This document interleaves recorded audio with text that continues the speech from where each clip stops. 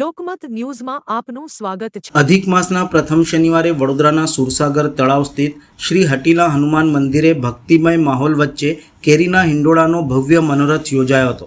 અધિક માસના પાવન અવસરે હનુમાનજીને 225 કિલો કેરીથી અદ્ભુત હિંડોળા અર્પણ કરવામાં આવ્યા હતા, જેને નિહાળવા મોટી સંખ્યામાં ભક્તો ઉપસ્થિત રહ્યા હતા।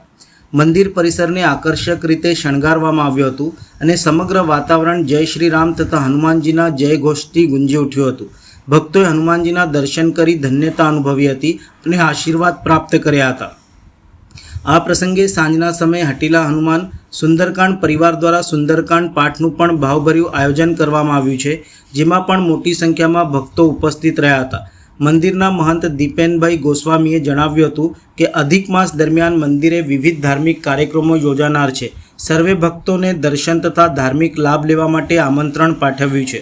જય શ્રી રામ। સર્વ ભાવિક ભક્તોને આપણે જણાવવાનું કે સુસાગર કિનારે આવેલું શ્રી હટીલા હનુમાન મંદિર ખાતે આજે અધિક માસનો પહેલો શનિવાર છે, તે નિમિત્તે આજે દાદાને આપણે 225 કિલો કેરીનો હિંડોળો કરવામાં આવ્યો છે તથા લીચી આજે ધરાવવામાં આવી છે અને આજે તે નિમિત્તે આજે અમારા રાત્રે શ્રી હટીલા હનુમાન પરિવાર તરફથી બી આજે સુંદરકાંડનું બી આયોજન કરેલું છે।